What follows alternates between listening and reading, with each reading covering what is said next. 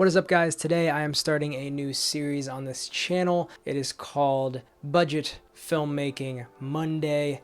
And so basically what I'll be doing is going over every Monday a new budget filmmaking item that you can get for cheap or fairly cheap that can very greatly improve your filmmaking or your YouTube videos or whatever it is you are doing with your camera, as long as it pertains to video. So the first item we are going to be talking about is actually the item I'm recording the audio on, and it is the Zoom H1n handy recorder. This handy recorder comes in at about $130, and compared to Zoom's other handy recorders that bump up to about $220, $270, all the way up to like $500, this one is pretty much a steal for what you get out of it. So most Zoom handy recorders come with XLR inputs and a ton of features that you can use, and this one is no exception. The only thing you don't get with the Zoom H1n handy recorder is the XLR inputs. What you can do is use a 3.5mm jack for a lavalier mic or even a Rode video mic, and that will work perfectly fine. On this recorder, you get a lot of the pro features that you get out of the higher end handy recorders. Low cut filters, limiters, you get an auto level, and you also can record to a micro SD card, making it easier to adjust your audio and bring it into another program like Logic or Cubase or whatever you like to edit your audio on. Edit it there, and then you can bring it into your NLE and sync it up with your video audio or in-camera audio pretty easily. Now I will switch over to my camera audio for a second. So this is straight out of the Sony a7 III, and then now I will switch over to the Zoom H1n.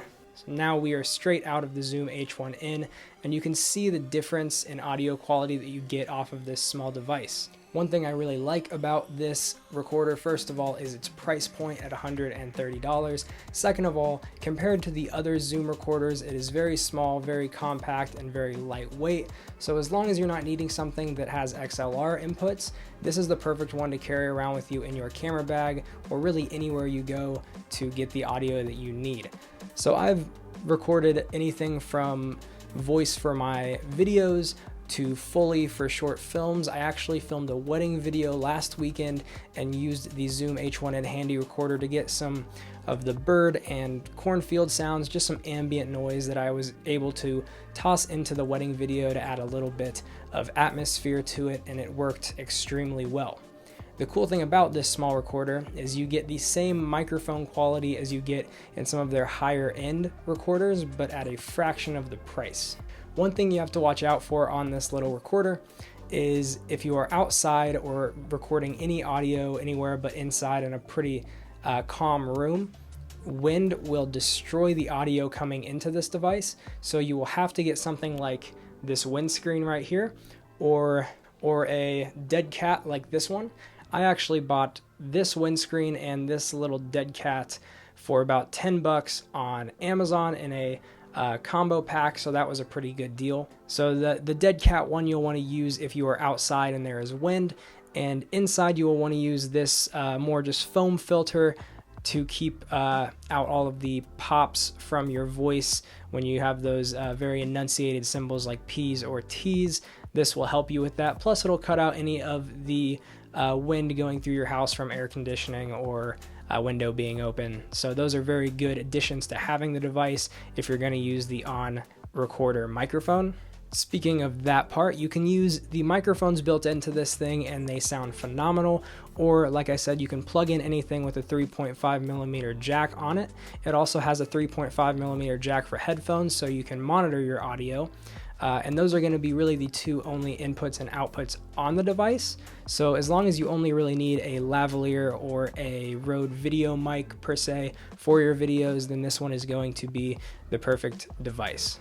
Now the last point I will make on the Zoom H1n handy recorder is, since you will need to pick out a micro SD card for the device, I recommend going and buying one around 8 GB or 16 GB because you don't really need a lot of storage.